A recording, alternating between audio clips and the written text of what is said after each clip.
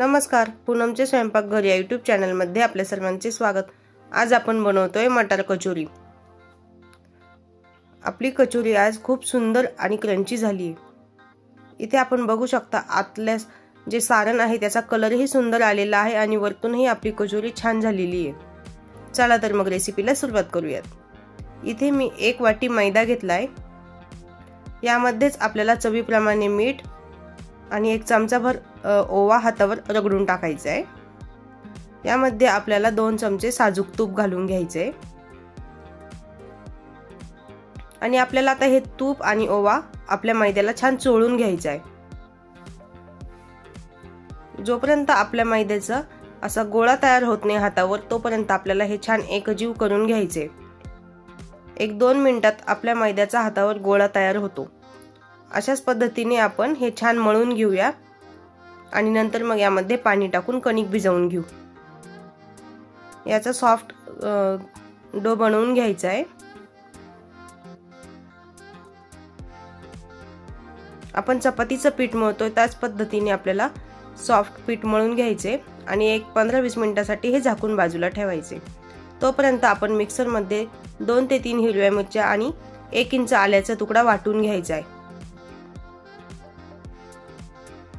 आता हे झालं की आपल्याला याच मिक्सरच्या भांड्यामध्ये जे मटार आहेत ते बारीक कापून घ्यायचे।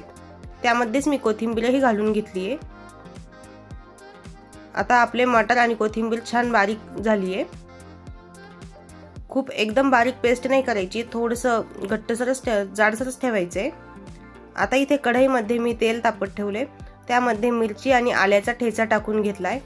यातच चिमूटभर हिंग, भाजलेल्या जिऱ्याची पावडर, धना पावडर, चवीप्रमाणे मीठ आणि काळी मिरी पूड टाकून घ्यायची आहे। आता आपल्याला कलरसाठी हळद टाकून घ्यायची आहे आणि आपण जे वाटण केले ते यामध्ये टाकून 5 ते 7 मिनिटे परतून घ्यायचे।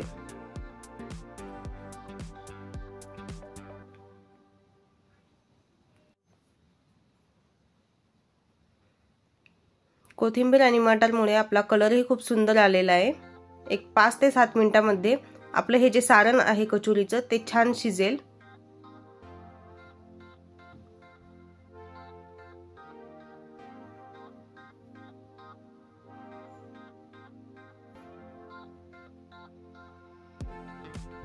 आता आपलं इथे सारण तयार आहे। आपल्याला हे सारण थोडंसं थंड व्हायला ठेवायचंय।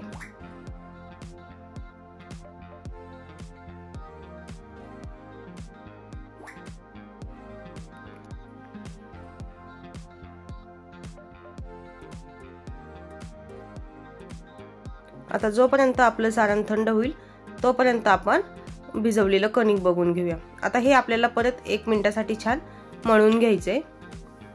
आता आपल्याला या कणिकेचे छोटे छोटे गोळे बनवून घ्यायचे। मी इथे एकसारखे गोळे बनवून घेतलेत।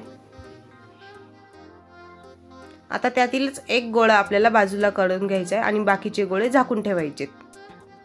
इथे एका गोळ्याची मी आता चपातीपेक्षा थोडासा छोटीशी चपाती लाटून घेतेय।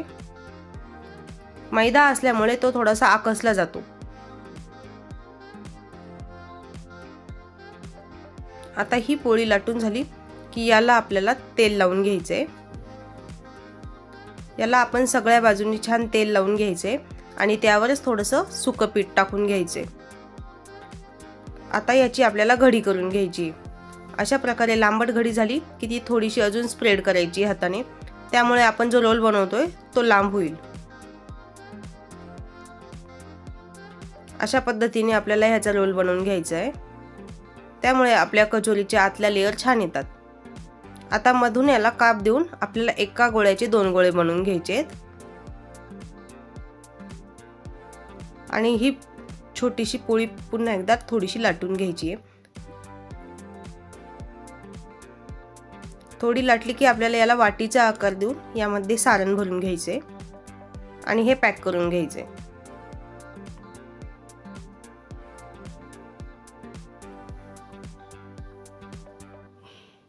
आता अशाच प्रकारे आपल्याला आपल्या सगळ्या कचोरी बनवून घ्यायच्या आहेत। इथे सगळ्या कचोरी बनवून झाल्यात। आता आपल्याला ह्या एका रुमालाने झाकून ठेवायचे आहेत। आणि तेल खूप जास्त गरम नाही करायचे, कोमट झालं त्याच वेळेस आपल्याला यामध्ये कचोरी टाकून घ्यायची आहे। जर आपण खूप गरम किंवा कडक तेल केलं तर आपल्या कचोरीला जास्त असे हे फोड आल्यासारखे येतील, आपल्याला तसं नको आहे।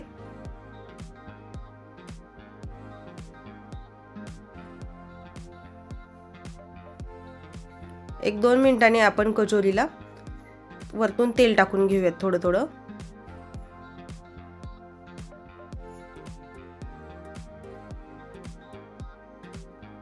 आपल्याला ही कचोरी मीडियम टू लो गॅसवर तळायची आहे। फुल गॅसवर जर तळली तर ती वरतून लाल होती, तिला फोड येतात आणि आतमध्ये कच्ची राहते। अशा प्रकारे जर आपण कचोरी कमी गॅसवर तळली तर तिला खस्ता कचोरी म्हणतो तो प्रकार छान होतो।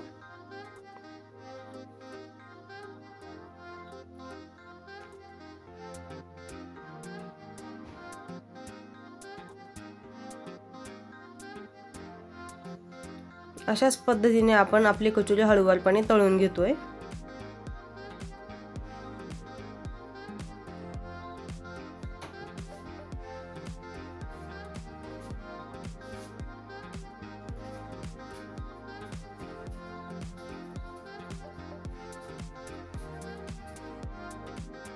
कमी गॅस असल्यामुळे आपल्याला कचोरी तळायला थोडासा वेळ लागेल।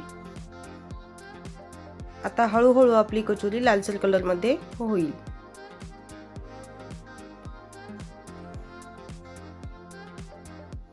एक 7 ते 8 मिनिटांमध्ये आपली ही कचोरी छान तळून होईल।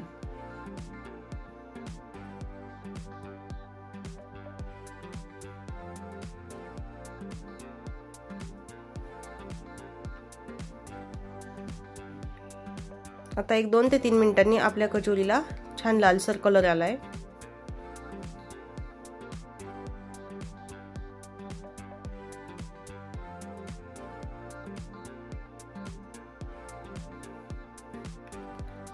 आता आपली कचोरी आतपर्यंत छान तळली गेली असणार आहे। आता ही आपण बाजूला काढून घेऊयात आणि आपली नेक्स्ट बॅच तळून घेऊ।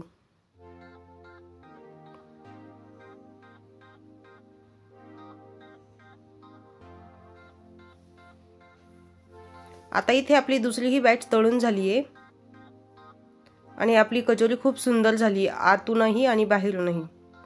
आजची रेसिपी कशी वाटली नक्की सांगा। चॅनलला लाईक करा, सबस्क्राईब करा आणि शेअर करा।